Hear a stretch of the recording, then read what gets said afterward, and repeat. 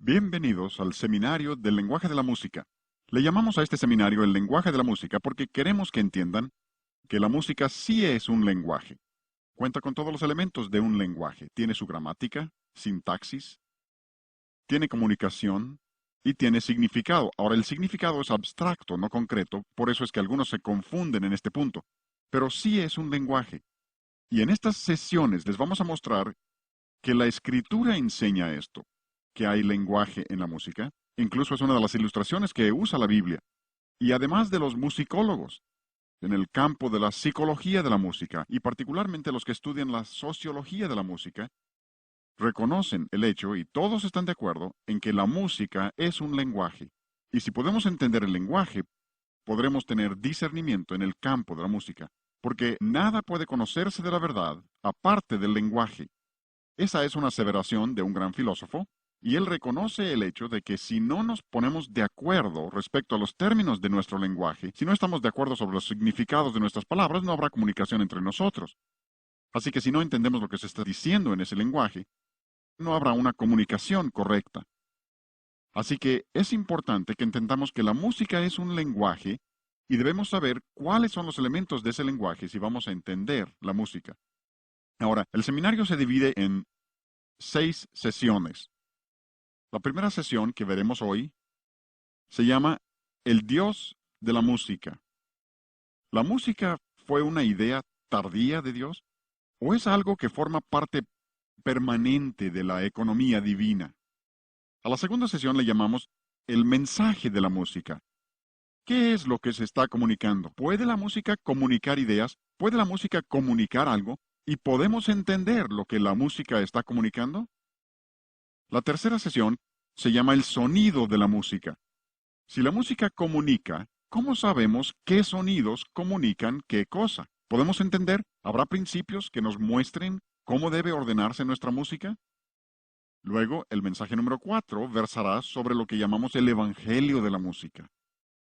¿Se relaciona la teología con la música? Y tenemos ciertos tipos de música. ¿Habrá también ciertos tipos de teología que van con esa música?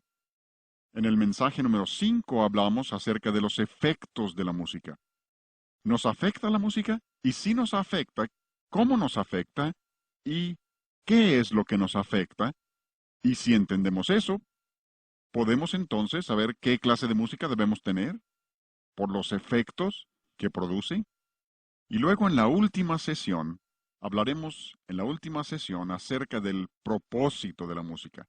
¿Para qué nos dio Dios la música? ¿Para qué la tenemos?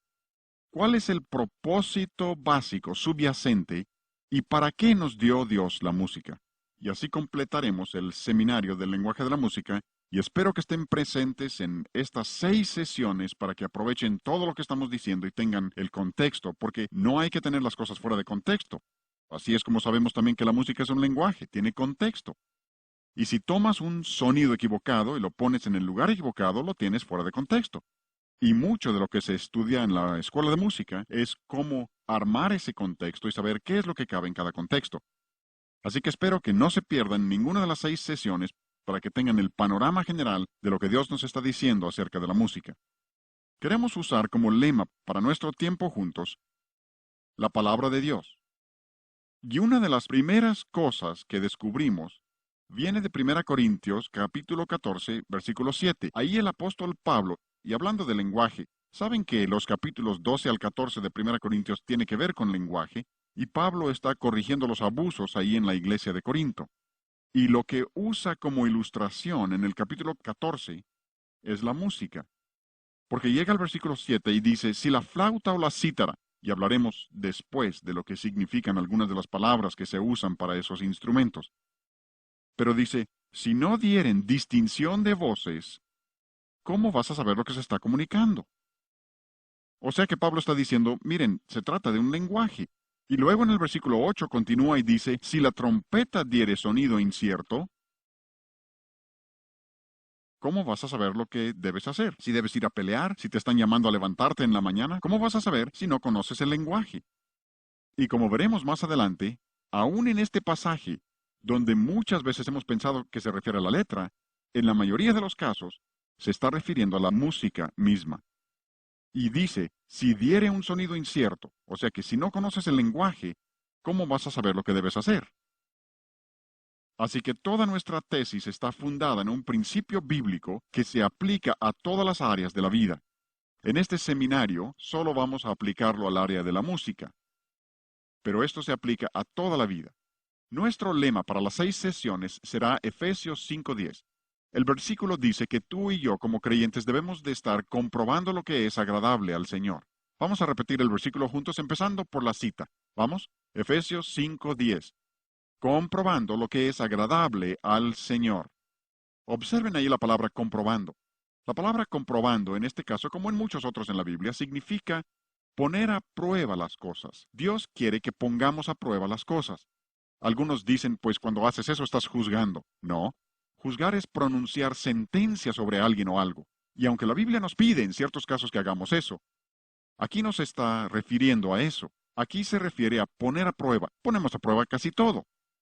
Supongamos que voy al médico. Me dice que tengo un tumor cerebral y quiere hacerme una cirugía de cerebro. Estando ahí en el quirófano me mira y me dice, ¿hay algo que debes saber antes de comenzar? Le pregunto, ¿qué cosa? Dice, nunca he estudiado medicina, pero amo mucho a la gente. Y le digo, ya me daba temor cuando creía que sabía lo que estaba haciendo. ¿Por qué? Quiero que sea probado, quiero que apruebe. Supongamos que te subes a un avión. Se dirige a la pista del aeropuerto para despegar y se oye la voz del piloto que anuncia, amigos, deben saber algo antes de volar el día de hoy. Te preguntas, ¿qué irá a decir? Y luego oyes que dice, nunca he tomado lecciones de vuelo, ni siquiera he volado antes. Dirás, déjenme bajar. ¿Por qué? Quieres que sea probado, quieres que sepa. ¿Supieron del piloto que llamó a la torre de control? Preguntó, ¿qué hora es? Le contestaron, ¿qué línea es? Dice el piloto, ¿qué importa qué línea es? Solo quiero saber la hora. El controlador le dice, si es American, son las 3 de la tarde. Si es mexicana, son las 15 horas. Si es la línea Patito, la manecilla corta está en el 3 y la larga está en el 12. Veo que algunos de ustedes han volado en esa línea. Tienen sus problemas, ¿no? Pero de nuevo, es que queremos que sean probados. Y esto es lo que dice Dios que tú y yo debemos hacer. Dios dice que nosotros como hijos de Él debemos comprobar lo que es agradable. ¿A quién? A ver, ¿a quién? Al Señor. No es lo que me guste a mí o lo que te guste a ti o a otro. ¿Han observado que todos son expertos en el campo de la música? ¿Se han fijado? No sabrán leer nota, no sabrán cantar, no conocen técnicas correctas, pero yo sé lo que me gusta. ¿Han oído eso, no?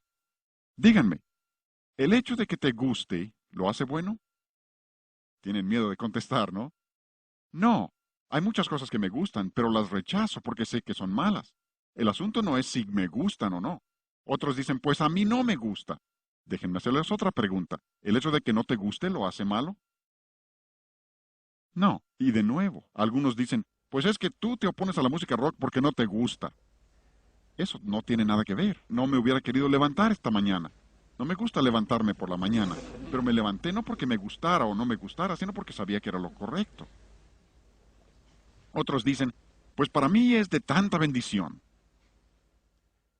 Y piensan que con eso ya te acorralaron. No, a mí me han dicho algunos que les ha sido de bendición Jesucristo superestrella. ¿Eso significa que superestrella sea bueno? No. Ahora yo dudo de su bendición. Pero me refiero a que aun cuando hayan recibido bendición, de alguna manera, accidentalmente a pesar de ello, eso no significa que la obra misma sea buena. Algunos dicen, bueno, es que tú eres viejo y yo soy joven. Es que a ti te gusta la música de viejos porque estás tan viejo. Y no soy tan viejo como aparento. Se le he pasado enfermo. Soy maduro para mi edad. El pelo canoso es muy engañoso. Otros dicen, yo soy del rancho, así que me gustan las rancheras. Tú eres de la ciudad, así que te gusta la música de la ciudad. No, el asunto no es si es música ranchera de la ciudad o de ancianos o de jóvenes. El asunto es, ¿esa música es agradable al Señor? ¿Es agradable al Señor? Y me preguntarás, ¿será posible saberlo? Claro que sí. Alguien ha contado más de 500 referencias específicas a la música en la Biblia. Supongo que la cifra depende de cómo cuentes. Para algunos, si un versículo menciona 5 instrumentos diferentes, lo cuentan como 5 referencias diferentes. Por eso, la amplia variación en el número de versículos. Pero yo estimaría y he visto varias cifras que considero muy confiables que dicen que hay por lo menos 500 menciones específicas de música en la Biblia. Eso significa que si queremos saber qué clase de música debemos tener, podemos saberlo. El problema es que la mayoría nunca se han molestado en averiguar lo que Dios dice. No solo en cuanto a la música, sino en otras áreas. En el programa de maestría que enseño en la Universidad Cristiana de Pensacola, yo exijo que todo estudiante, antes de terminar su maestría en música sagrada, debe leer toda la Biblia y anotar cada referencia a la música en la Biblia. Y esa es nuestra autoridad. Si tu predicador predicara algo y tú le preguntaras, ¿dónde dice la Biblia eso? Y te contestara, pues yo nunca he estudiado la Biblia, dirás, oye, espera, hay que investigarlo. Incluso por medio de la música majestuosa hemos publicado una concordancia bíblica de la música que enumera toda referencia a la música en la Biblia, de modo que uno puede tomar eso y revisar en toda la Biblia todas las referencias a la música en la Escritura. Porque si existen 500 referencias, esas son más que las referencias al infierno, más que al cielo, más que a la gracia. Si es así de importante para Dios, nos conviene a ti y a mí descubrir lo que Dios dice, ¿no? Pero como la gente no ha tomado el tiempo para hacer eso, se han desviado por toda clase de filosofías. Como no han comprobado lo que es agradable al Señor, han aceptado toda clase de cosas diferentes. Seguro que han oído a quienes dicen, la música es amoral. A veces también usan el término no moral. A veces dicen que es neutral. Todos esos términos significan básicamente lo mismo. Amoral, no moral o neutral, como lo expresen. Cuando la gente dice eso y toda revista cristiana en los últimos años han publicado por lo menos un artículo, algunos varios artículos, diciendo que la música es amoral. Y cuando dicen eso hay varias cosas implícitas. Número uno, están diciendo que no existe la música buena y la música mala. Eso quieren decir que no hay principios. Cualquiera que ha estudiado música sabe que eso no es cierto. Yo asistí a la escuela de música Eastman, hice todos mis estudios de posgrado en la escuela de música Eastman. Yo no tuve un solo maestro en la escuela de música Eastman, y eran hombres inconversos, hasta donde yo sé, les testifiqué a varios y ninguno aceptó al Señor. Pero no tuve un solo maestro que creyera que la música era amoral. Esta es una idea totalmente nueva. Ninguna generación, si te remontas a la historia, ninguna generación jamás ha creído que la música fuera amoral hasta la nuestra. Y creo que la razón básica es MCC. Hablaremos mucho de MCC durante el seminario. Música cristiana contemporánea. Y como esta gente quiere usar toda clase de diferentes estilos y dicen que lo único que importa es la letra, lo que están diciendo es que la música es amoral, es neutral, no moral. Incluso tuve maestros en la escuela de música Eastman. Wayne Barlow era uno de mis maestros de composición, y ese hombre hasta escribió libros para aclarar esto. Howard Henson, quien era director de la escuela de música Eastman durante casi 50 años. Un músico singular de renombre internacional, compuso óperas, sinfonías y en uno de sus mejores libros dijo, la música puede ser filosófica u orgiástica, o sea que te puede elevar intelectualmente, filosóficamente o puede ser sensual. Incluso usa el término orgiástica. Dijo, tiene fuerza para mal, lo mismo que para el bien. Él entendía que la música puede ser buena o mala según se componga y según se ejecute, y esto es lo que todos han creído a través de los siglos. Solo nuestra generación no lo acepta. Y esto nos conduce a un enigma, un rompecabezas. Pero la historia lo corrobora. Conforme el hombre se vuelve más intelectual, más culto en la sociedad, más desarrollado industrialmente, ¿qué ha sucedido con su moralidad? Siempre se deteriora. Pueden verlo en Roma. Roma no cayó por ser una cultura tan maravillosa, cayó porque perdieron el rumbo moralmente. Grecia lo mismo. Egipto lo mismo. Estados Unidos, nuestro país. En la medida que hemos desarrollado increíblemente las comunicaciones, computadoras, toda clase de tecnología, ¿qué ha sucedido con nuestra moralidad? Tenemos computadoras que nos permiten llevar una Biblia en el bolsillo. Pero al mismo tiempo, nuestra moralidad se ha deteriorado. Tenemos problemas terribles con toda clase de inmoralidad, enfermedades venéreas y todo lo que lo acompaña. ¿No es increíble? Pueden ver cómo sucede esto. Y resulta que la razón de ello es que creen que puedes educar a una persona para hacerla más moral. No funciona de esta manera. No se hace moral a las personas mediante educación. Otra cosa que dicen, no solo dicen que la música no es ni buena ni mala, cuando dicen que la música es amoral. Otra cosa que están diciendo estos que creen que el razonamiento amoral y el pensamiento amoral, y hay muchos, ese es el pensamiento de nuestra época, y lo que están diciendo es que a Dios no le interesa qué clase de música usamos. A Dios no le importa. Para Él es lo mismo. Si quieres usar rock pesado, está bien, mientras la letra sea buena. Si quieres usar rock punk o rock thrash, le llaman punk thrash, metal pesado, aunque le llamen metal celestial, es lo mismo. Si quieres usar eso, por Dios no hay problema, le da igual. Y nada podía estar más lejos de la verdad. He consultado varios diccionarios seculares. Estos no son diccionarios bíblicos, son diccionarios seculares para ver cómo definen el término amoral. Un diccionario dice que amoral significa sin sentido de responsabilidad moral. Y creo que es muy acertado. Tengo varias objeciones contra la enseñanza de educación sexual en nuestras escuelas públicas. Tengo varias objeciones. Pero una de las objeciones más grandes es que lo están enseñando como un asunto amoral. Tú y yo sabemos que moralidad sí está estrechamente relacionada con la sexualidad. No se pueden separar las dos cosas. Tengo varias objeciones contra el movimiento pro aborto, pro elección, según le llaman.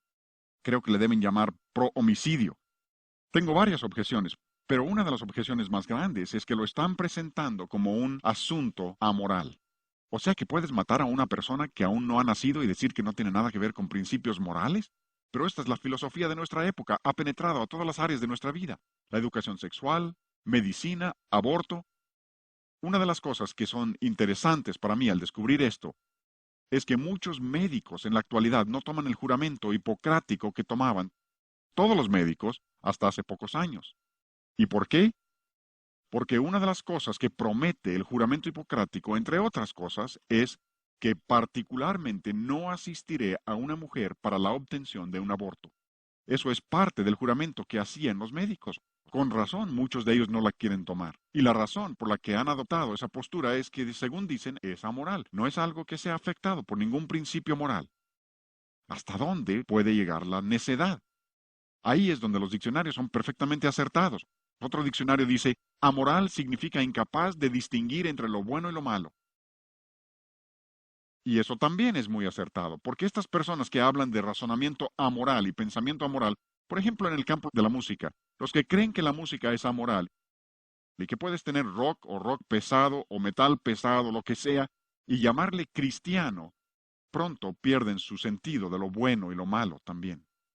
Pronto pierden el sentido, como les mostraré en la sesión 4 cuando hablemos acerca de los evangelios de la música, y que la mejor táctica de Satanás para introducir su evangelio falso a las iglesias es por medio de la música. Y la razón es que cuando han aceptado una música incorrecta, luego pierden el sentido de lo bueno y lo malo, y no pueden distinguir la verdad del error. Ese es un ejemplo perfecto de eso, y Dios comenta respecto a esto. En Isaías capítulo 5, versículo 20, la palabra de Dios dice, ¡ay de ellos! Dios pronuncia una maldición sobre esa clase de razonamiento. Y Dios incluso condena a las personas que piensan de esa manera. ¡Ay de aquellos que a lo malo llaman bueno y a lo bueno malo! Y luego continúa el versículo y habla de que no pueden distinguir entre lo dulce y lo amargo, y pierden incluso la capacidad para distinguir entre luz y tinieblas, dice Dios. ¿Por qué?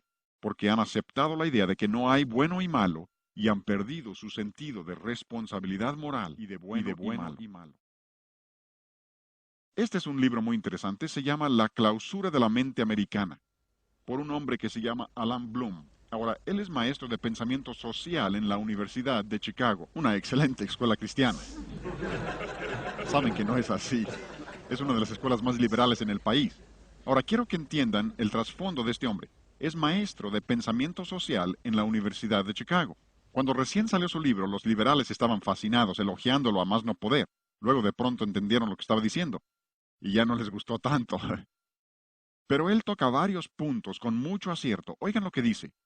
Bien pudiera ser que la locura más grande de la sociedad le parezca normal a ella misma.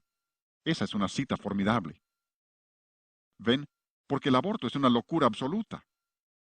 Se nos ponían los pelos de punta cuando leíamos de madres en la India que arrojaban a sus bebés al río Ganges. Ah, nuestro país ha ido mucho más allá. Las últimas cifras que yo vi reportaban que nuestro país en este momento está matando bebés antes de que nazcan a razón de más de 4,000 diarios. 4,000 diarios. Una locura absoluta. Pero si te opones, te meten a la cárcel.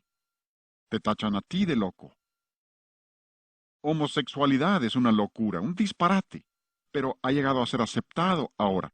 Recientemente en la ciudad de Nueva York desfilaron más de 500,000 personas promoviendo la homosexualidad, promoviendo esas inclinaciones.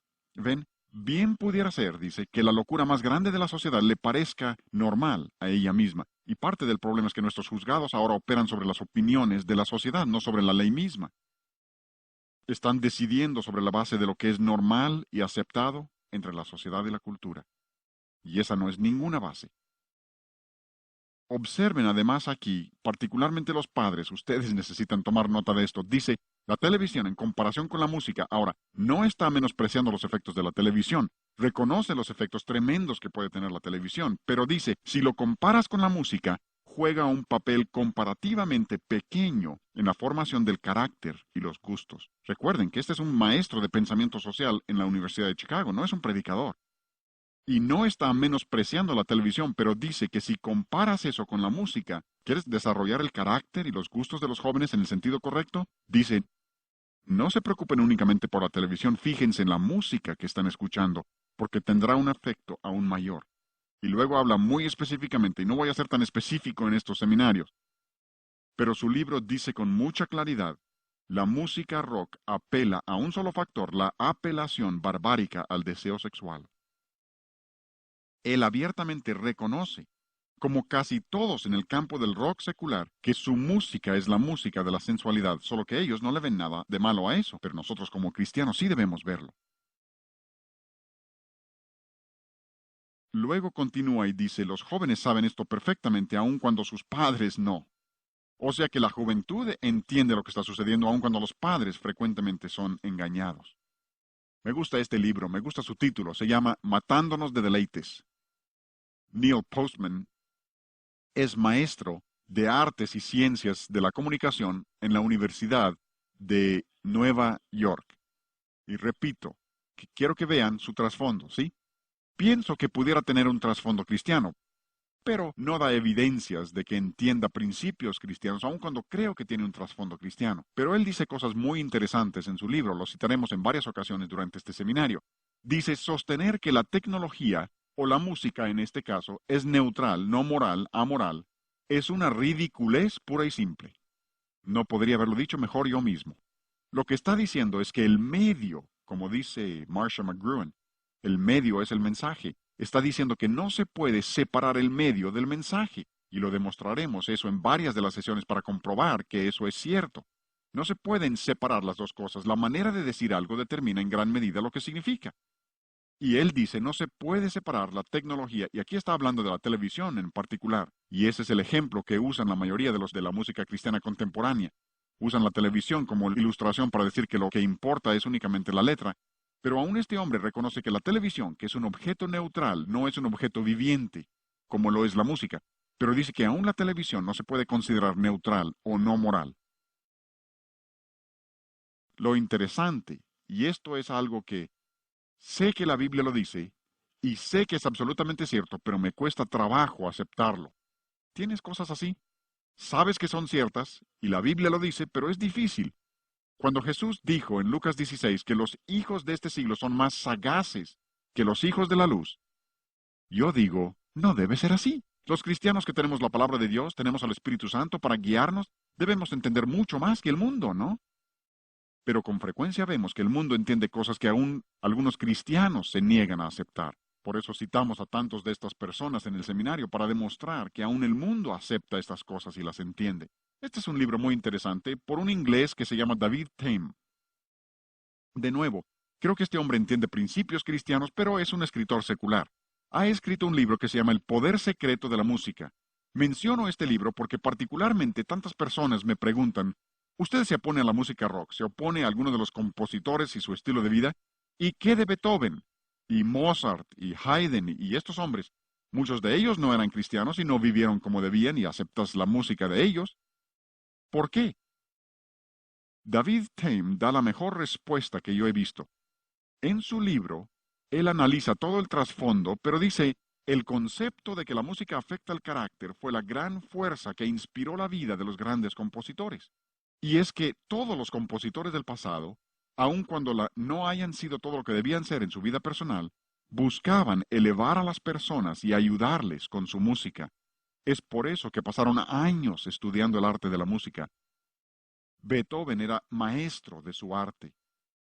Tenemos incluso algunos de los ejercicios de las composiciones de Haydn y se ve su desarrollo como músico. Pasó años de su vida desarrollando el arte porque consideraba que podía afectar el carácter y ayudar a la gente y elevarla.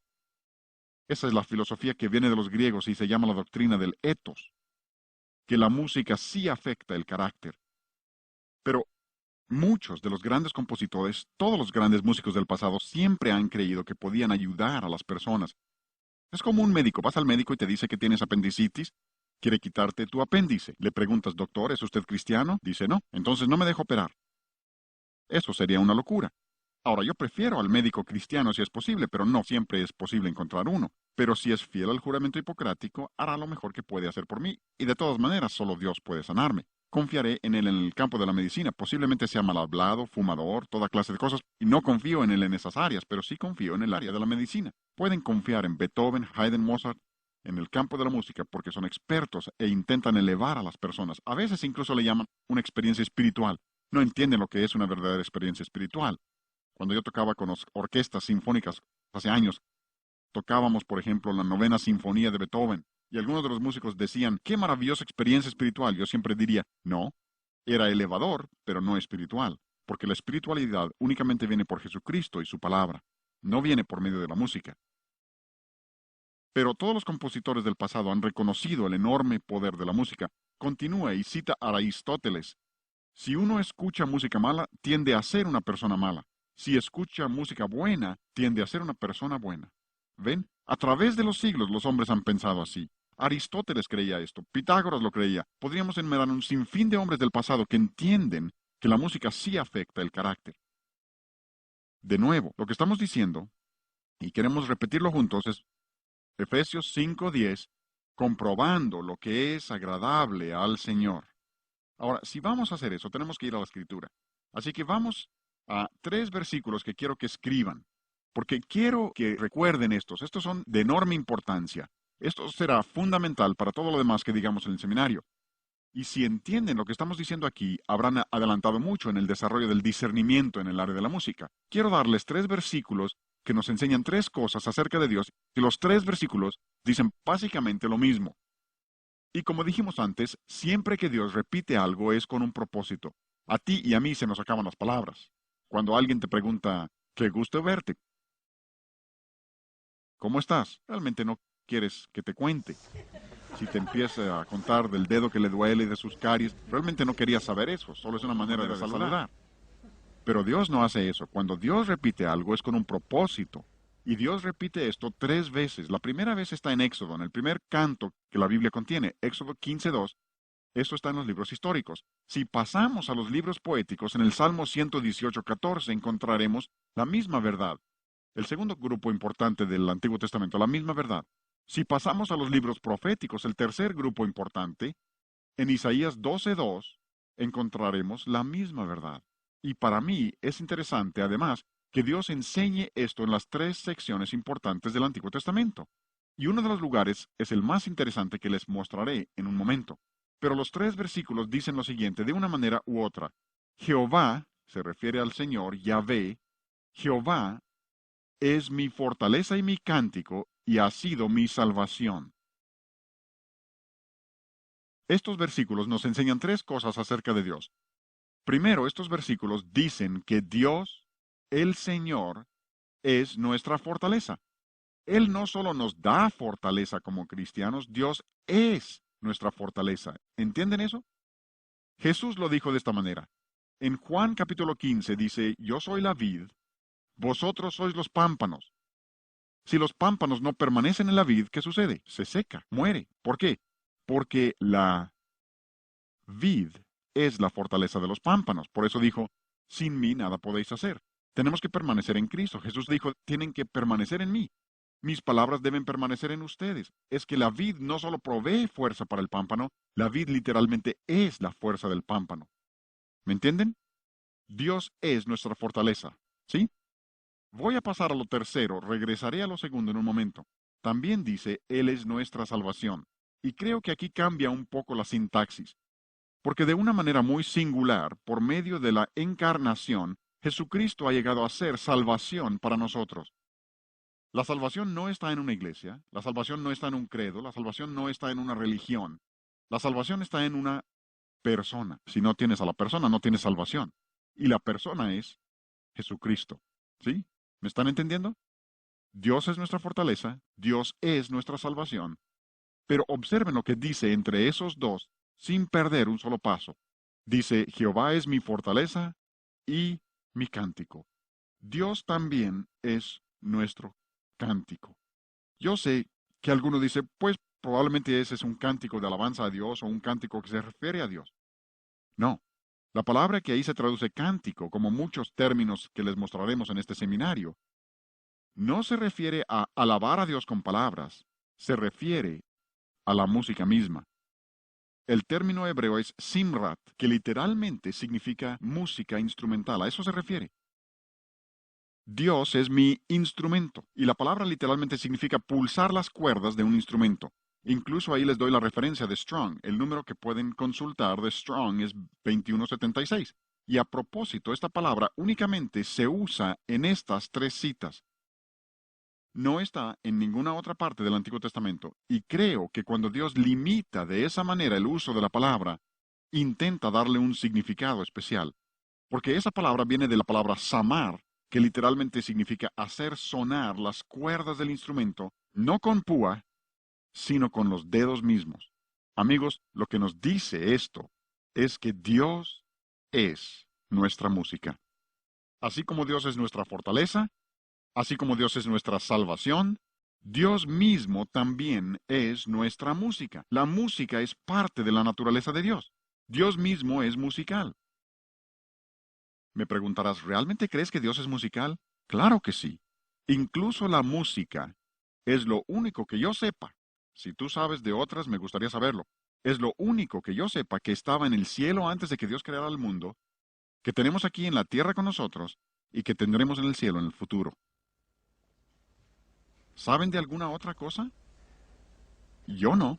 A mí me gusta predicar. Predico a la menor provocación y hasta provoco.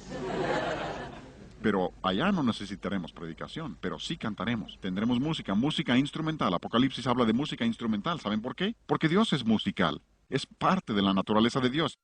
Y algunos dicen, incluso he leído algunos libros cristianos que dicen, Dios hizo la música para el hombre. No, Dios no hizo la música para el hombre. Había música en el cielo antes de que Dios creara al hombre. Incluso leí un libro cristiano, ¿se imaginan? Dice, el hombre aprendió a producir música imitando a los animales. Este ha aceptado la evolución y ni cuenta se ha dado. El hombre produce música porque Dios es musical, y cuando Dios nos hizo a su imagen, nos hizo a nosotros musicales también. Qué emocionante, ¿no? La música es parte de la naturaleza de Dios. Eso significa, y óiganme muy bien, esto es importante, y no les estoy enseñando verdades nuevas, ¿sí? Si es verdad nueva, es herejía. Lo que les estoy enseñando es algo que yo considero ha sido descuidado en el entendimiento de las personas. Pienso que hace siglos la gente entendía esta verdad. Y en nuestra generación, cuando tenemos más proliferación de la música, tenemos menos entendimiento de ella. Yo recuerdo, y esto como adulto, haber manejado mi auto pensando, ¿no sería maravilloso poder tener un tocadiscos en el auto? Y pensé, nunca se podrá porque no hay manera de hacer que la aguja permanezca en el disco. Ahora hay tocacintos, compact disc, puedes estar escuchando una sinfonía grabada hace años en algún lugar de Europa. ¿Cómo le hubiera gustado eso a Bach? Pero al mismo tiempo que tenemos esa proliferación de música, tenemos menos entendimiento del significado de la música y su mensaje. Pero Dios es musical y eso significa que la música ha existido desde que Dios existe. ¿Oyeron eso? La música ha existido cuando cantamos juntos, cuando alabamos a Dios en nuestras iglesias. Estamos haciendo algo que Dios ha tenido desde la eternidad. Y nosotros lo haremos por la eternidad. Aquí solo estamos practicando un poco. Si eso no te emociona, tienes descompuesto el emocionador. es que la música es parte de la naturaleza de Dios. Ahora lo que sigue se va a poner un poco técnico, pero quiero que vean que sí existen pruebas de lo que estoy diciendo. Por ejemplo, en Sofonías 3:17 dice, Jehová está en medio de ti, poderoso, Él salvará, se gozará sobre ti con alegría, callará de amor, y ¿saben qué más dice? Se regocijará Dios sobre ti, su Hijo, con cánticos. Dios dice que cuando tú y yo hacemos lo correcto, ¿qué hace Dios? Canta. Así dice. Dios canta. Incluso, eso es fascinante si lo estudian a través de toda la Escritura, que Dios no solo canta, sino que toca la trompeta. Zacarías 9:14. Y Jehová el Señor tocará trompeta. El Señor toca. Así dice. No discutan conmigo, discutan con Dios. Dice, y Jehová el Señor tocará trompeta. Así dice la Escritura. Dios toca la trompeta. Y esto es fascinante para mí. Nunca había reparado en esto hasta hace poco, que cuando llegas a 1 Tesalonicenses 4:16, donde habla del regreso del Señor, ¿saben qué dice? El Señor mismo, con voz de mando y con voz de arcángel y con trompeta de Dios, descenderá del cielo. Y si comparas eso con el pasaje de Zacarías, verás que Zacarías 9 también está hablando de la segunda venida del Señor.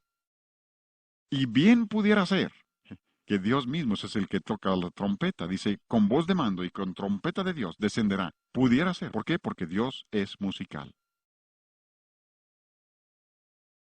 Y creo que una de las cosas más interesantes en cuanto a esto es que Jesucristo mismo cantó cuando estuvo en esta tierra. ¿Cómo lo sé? Mateo 26:30. Jesús está con sus discípulos en el aposento alto, está a punto de salir al huerto y a la cruz, y dice que una de las últimas cosas que hicieron, lo último dice que hicieron, y cuando hubo, ¿qué? Cuando hubieron cantado el himno. Cantaron un himno. Ahora, si conoces la historia de la Pascua, sabrás que había varios salmos, llamados los salmos Jalel. Desde el 111 hasta el 118 les llaman los salmos Jalel, o si gustan los salmos Aleluya. El 111 y 112 realmente son introducción a la sección. 113 al 118 se llaman los salmos Jalel egipcios, porque eran los que se cantaban en la Pascua. El salmo 113 y 114 se cantaban antes de cenar. Los salmos 115 al 118 se cantaban después de la cena de la Pascua. ¿Me entienden? ¿Me entienden? Y bien pudiera ser que lo último que Jesús cantó con sus discípulos fuera el Salmo 118. ¿Recuerdan lo que dice el Salmo 118? El versículo 14. Mi fortaleza y mi cántico es Jehová, y Él me ha sido por salvación. ¿Pueden imaginar a Jesús cantando con sus discípulos en esa cena y diciéndoles, Jehová es mi fortaleza, voy a la cruz, pero Jehová es mi fortaleza, y Él es mi cántico, y ahora va a ser mi salvación? Y luego ir a la cruz para hacer salvación para ti. Y lo cantó con sus discípulos. Dios canta, Dios es musical, eso es parte de la economía de Dios. Y ahora viene la parte técnica. Llegamos a la serie de sobretonos. Ahora, la serie de sobretonos es muy interesante. Y voy a pasar acá al piano para mostrarles esto. Me llevo esto. Y aquí en el piano les mostraré esto, porque tienen en la serie de sobretonos, y esto ha sido reconocido desde hace muchos años, tienen varias notas. Lo que estoy tocando en este momento se llama do bajo. No es el do más bajo del piano, pero se llama do bajo. Al sonar esa nota, hay otras notas que están sonando junto con ella. Por ejemplo, al tocar ese do bajo, hay una nota que está exactamente a una octava por arriba de la primera. Una octava es donde las notas están en una relación de 8 notas. 1, 2, 3, 4, 5, 6, 7, 8. 1, 8. Esa es una octava. Así que esas dos notas están a una octava de distancia. Por eso dos notas a una octava de una de la otra, sean graves o agudas, donde estén, si están a una octava, la relación de sus frecuencias siempre es de 2 a 1. Ampliaré eso en un momento. Siempre es de 2 a 1. ¿Por qué? Porque el número 2 de la serie, número 1 es el fundamental, número 2 siempre es una octava. Pero si seguimos ascendiendo a través de la serie, le llaman parciales o armónicas, seguimos ascendiendo, número 3 es una quinta arriba de la segunda nota. 1, 2, 3, 4, 5, 1, 5. Por eso dos notas a una quinta de distancia La relación de sus frecuencias siempre es de 3 a 2, porque esa es la tercera nota de la serie. Si seguimos ascendiendo a través de la serie hasta el número 6, 4, 5, 6, llegamos a un acorde mayor. Por eso tanta de nuestra música se desarrolla sobre mayores. Nada tiene de malo el menor, pero así se presentan las notas en la serie armónica, y en un momento les explicaremos más de esto para mostrarles cómo todo retorna a esta serie armónica. Pero lo que quiero mostrarles ahora es que todas esas notas, desde 2 hasta 6, y observen que lo que les he anotado las frecuencias, el do bajo tiene 66 vibraciones, el siguiente 132, exactamente el doble. El cuarto, que está exactamente a una octava arriba del 2, tiene 264. Y si observan, todos esos números son múltiplos de 11. Y hay exactamente 66 vibraciones entre el primero y el siguiente. Pueden seguir eso hasta arriba. Hay una razón para eso. Tiene su diseño. No es casualidad. Sí, hay razones absolutas para lo que Dios hace. Y lo que les estoy mostrando no es algo que el hombre haya inventado. Lo que les estoy mostrando era conocido por Pitágoras antes de Cristo. Es la manera como Dios ha diseñado el sonido. Pero, como les acabo de decir, todas esas notas están incluidas en ese do bajo. Y les quiero demostrar eso. Si oprimo la tecla del do bajo, voy a oprimir también el número 2, porque este piano no está bien afinado. Oprimo el segundo, pero no los he hecho sonar. Lo único que he hecho es quitar la sordina de la cuerda para que la nota ahora pueda vibrar libremente. Luego paso al centro del piano, número 4 es el do central, y voy a tocar esa triada, 4, 5 y 6, y luego los voy a soltar y deben oír las 3 notas en una sola cuerda. Oigan. ¿Lo oyen? Ahí que se oye muy claro. Suelto las teclas, se apagan. Eso significa que todas esas notas están en esa sola cuerda. Ahí están todas. Ahora, lo fascinante, y esta es la ilustración que quiero darles, lo fascinante es que si toco do central, el sol y el mi están presentes, pero el do se sostiene solo. Si toco mi, la nota central, las dos notas extremas, sol y do, están presentes, pero el mi se sostiene solo. Si toco sol, la nota superior, el do y el mi están presentes, pero el sol se sostiene solo. Tengo literalmente 3 en 1. Es la mejor ilustración de la Trinidad, de la deidad, que yo conozco. Como maestro de la Biblia siempre he tenido que decir que no hay una ilustración perfecta de la Trinidad. Les acabo de mostrar una ilustración fabulosa y la analogía se sostiene. ¿Saben por qué? Porque Dios es musical y aun en la forma en que Dios ha hecho el sonido musical, nos ha dado una ilustración de sí mismo. Como dice Romanos capítulo 1, conocemos su eterno poder y deidad por medio de las cosas hechas.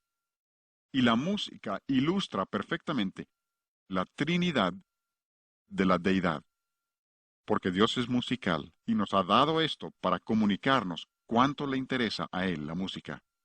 Este es un músico bien conocido. Falleció recientemente Leonard Bernstein. Fue conductor de la Orquesta Filarmónica de Nueva York. Un genio. No fue todo lo que debía ser en su vida personal, pero era un genio musical y un verdadero erudito. Este hombre dio algunas conferencias en Harvard hace varios años, las conferencias Norton. Un estudio fascinante, un estudio iluminador sobre la música. Y en ellas este hombre dijo que toda música tiene un origen común.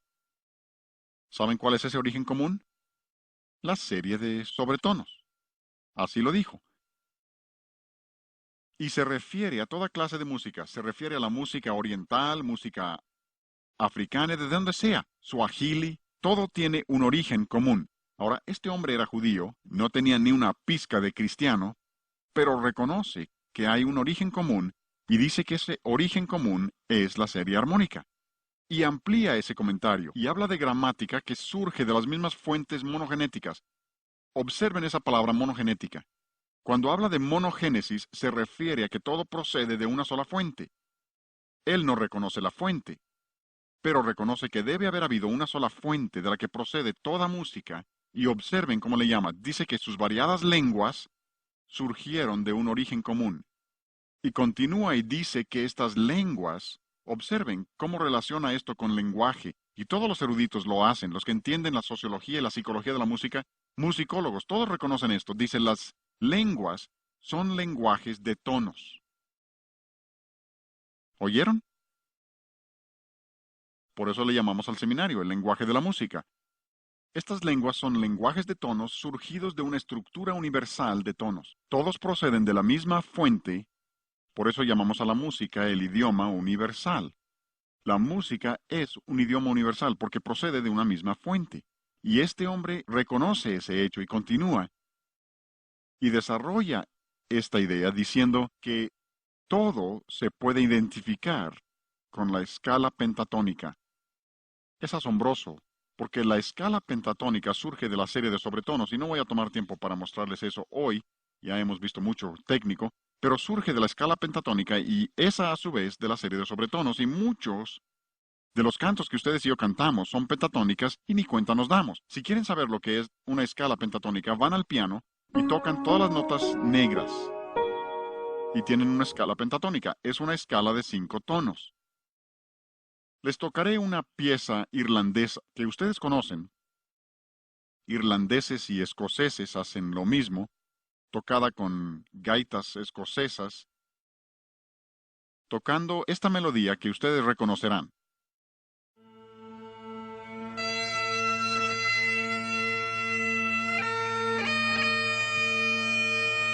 ¿Ya lo reconocieron?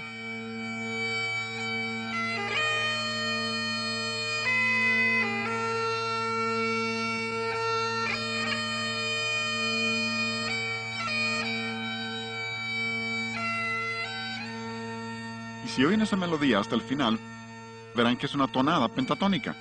Usa solo 5 notas y las repite vez tras vez. Pasemos de Escocia a África Central y lo que les voy a tocar es un africano nativo en la volta superior tocando un instrumento extraño que les parece a saxofón, pero no lo es. Pero eso parece. Oigan el sonido.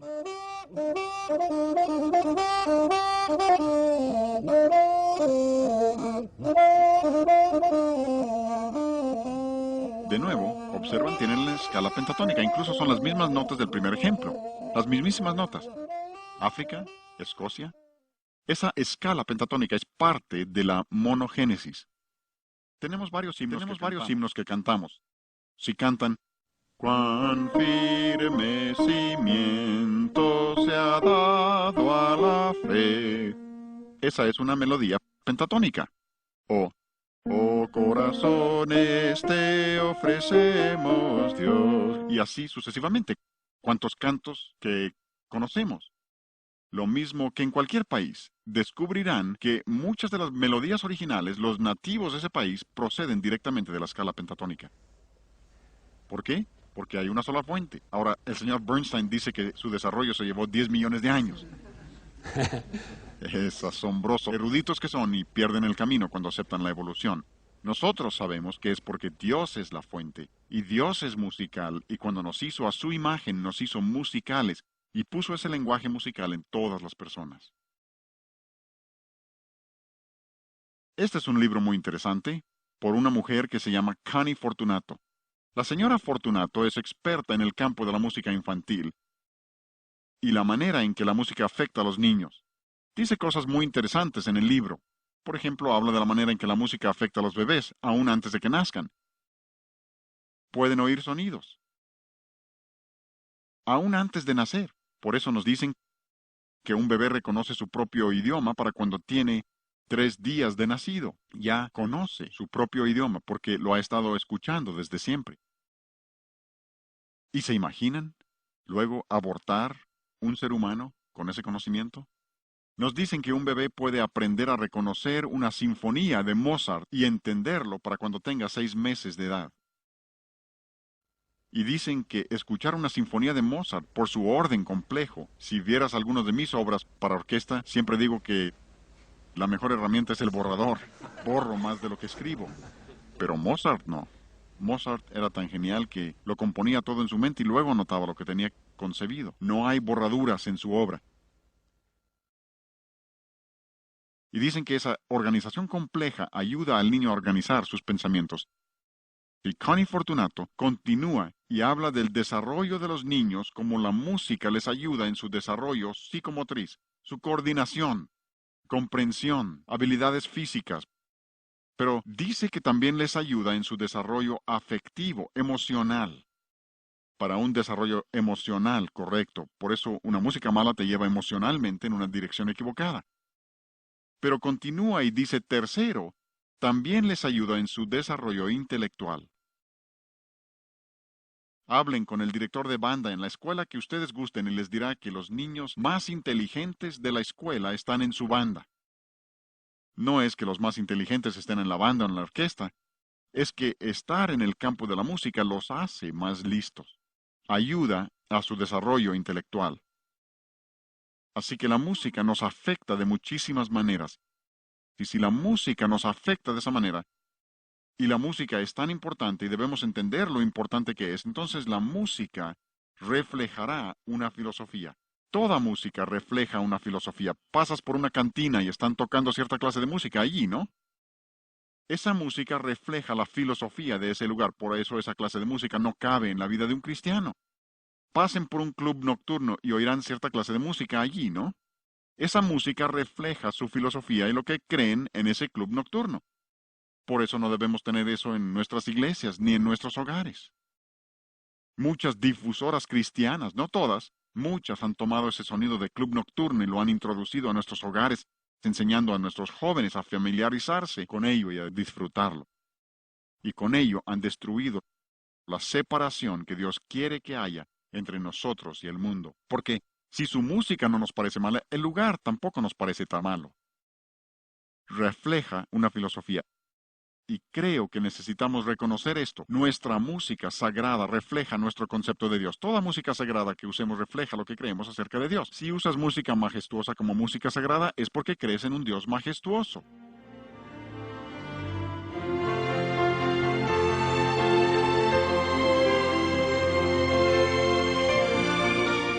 Ahí tenemos una orquesta de cuerdas tocando Santo, Santo, Santo. Observen la majestuosidad de la música porque está pintando un cuadro, si ustedes gustan, y mostrando que si creemos que Dios es majestuoso, nuestra música también debe ser majestuosa.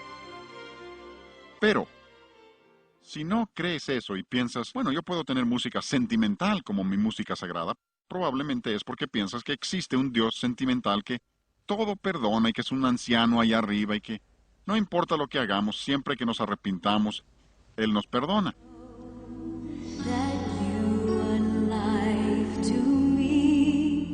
Oyen el son de club nocturno, mundano, velado, sensual, que usaría un cantante de club nocturno, y se supone que esa es música sagrada, es puro sentimentalismo, o peor, sentimental.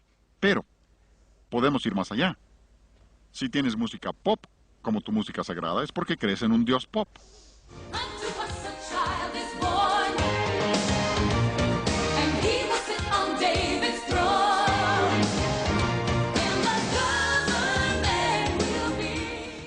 Se supone que esa es música sagrada, hablando de sentarse en el trono y todo eso, pero ha convertido a Dios en un Dios pop.